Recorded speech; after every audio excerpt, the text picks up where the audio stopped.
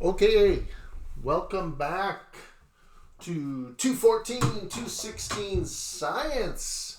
This is your answer key lesson that goes along with the reading from page 9, Characteristics of Living Things.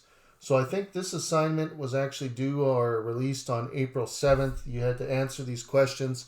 It's getting to be really time consuming to give you feedback on individual questions when you get things wrong online. It is taking up a ton of time, which is actually a really, really good thing. Because what that shows me is you guys have been busy, you're trying to do your best, you're doing your work, and I really appreciate that. But what I'm going to do for this one is I'm just going to give you your mark back shortly. Here's the answer key. Like I said, as of today, it's going to be complete or incomplete for any of the other ones that come in. So if you missed out on this one, do it anyway, and I'll give you half marks, but I won't mark it. So you'll have to use the answer key and mark it yourself, and then move on to the next assignment. But congratulations to everybody that did manage to get it done on time. Way to go. You guys are definitely working and doing the best you can.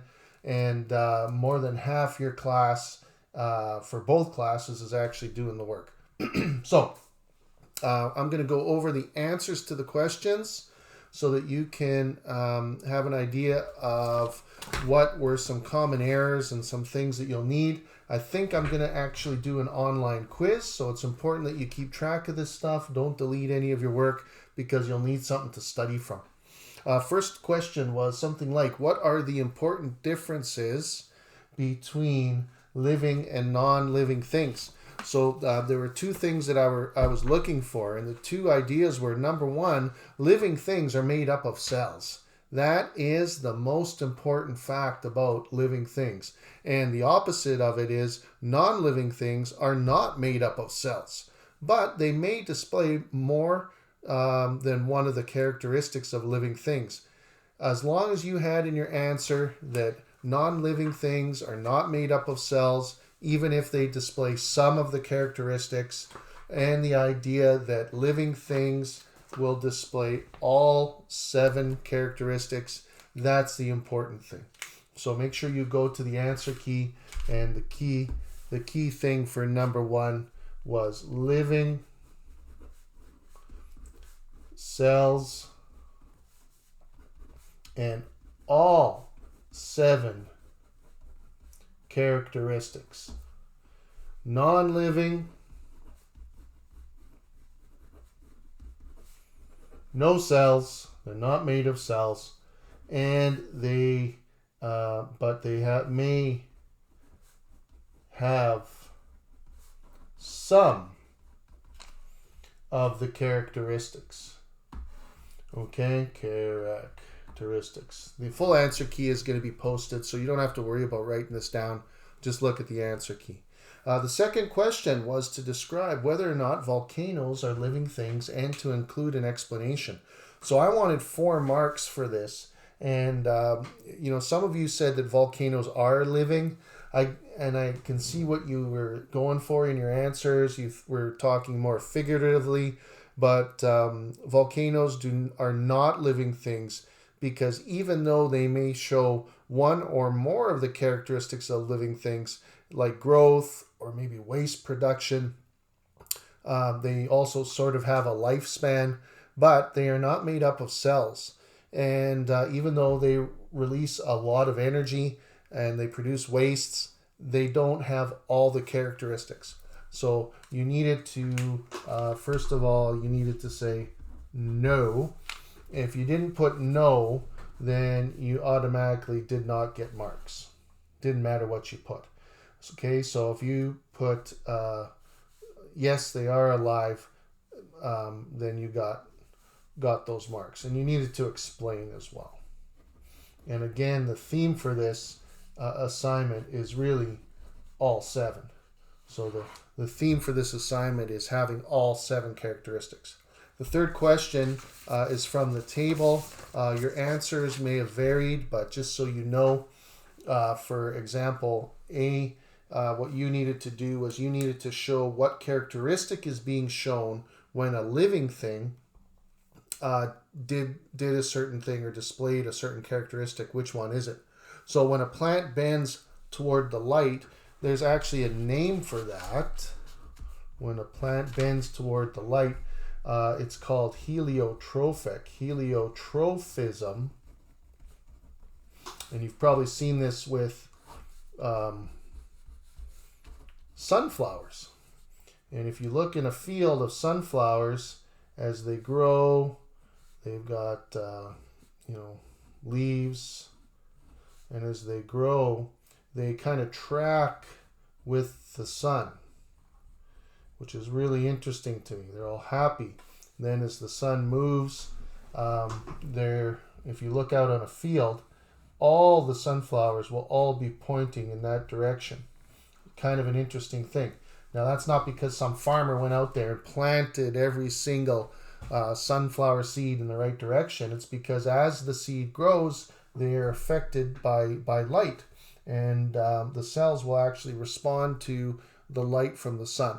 And the characteristic of that is responding to the environment. The second one was pretty straightforward. It was a tadpole. There were two that you could have had. You could have had growth and repair, or you could have had a life cycle or lifespan. The third one was human lungs breathing out carbon dioxide, and the characteristic that it's displaying is the production of waste or waste removal. So again, for humans, carbon dioxide gas is given off as a waste, and for trees, the oxygen they release, and plants, the oxygen they release is one of their waste products. The fourth one, for D, was a blue jay feeding on seeds. Now, when a blue jay feeds, or any living thing feeds on something, that displays the characteristic of needing energy. And the last one was when a cat gives birth to kittens. You could have had two. The best answer was reproduction, or the ability to reproduce. And the third one, or the second one you could have had for that one, was displaying a life cycle or some kind of a lifespan. So you have kittens, of course, they're not in their adult form when they're born. The fourth question on that one was to name the characteristic of to name a non-living thing that shows each of the characteristics. So I'm going to get you to go to the answer key for that. Some of you misunderstood this, and you wrote down living things that showed that characteristic, or a definition. So I wasn't really interested in definitions. What I was interested in was more along the lines of, could you name a non-living thing that displayed a characteristic of living things? So the first one was something composed of cells.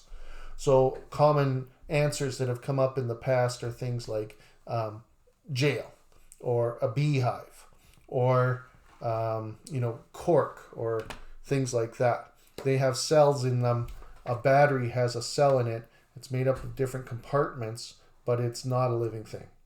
Something that reproduces, a common thing, is an internet virus, a photocopier, printing, something like that is a non-living thing that reproduces. The third one, something that requires energy, or the need for energy. Some of you put microwaves, some of you put planes or cars. Really interesting answers for that one. The fourth one was responding to the environment. So anything at all that responds to something on the outside could be a non-living thing. So for example, a motion detector that turns a camera on, or a windmill blowing in the wind, a magnet, solar panels, a thermometer. Those are all things that are non-living things that display characteristics of living things, but are still non-living.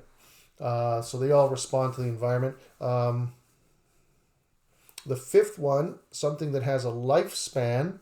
There's lots of things you could use for that one. A campfire, my old truck, a computer's a really good one. A light bulb is another good one because they only last for a certain amount of time.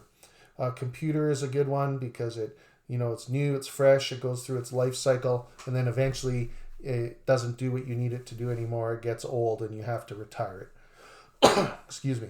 And then the last one, producing waste or waste production. Cars are a really good example. Vehicles. An eraser is a good one as you use it. It produces those little pilly pieces of eraser at the bottom that you all leave on your tables. Anything like that, but it had to be non-living. So altogether, every question was basically worth about 2 marks, altogether for 30. If you're not sure what your marks were taken off for, then just go back, check the answer key. I have it in detail. It'll be posted with today's work. And what you'll need to do for today is listen to these answers a little bit and correct your own work, I guess. All right, keep on plugging away. You're doing great, and we'll hope you have a good day. Bye-bye.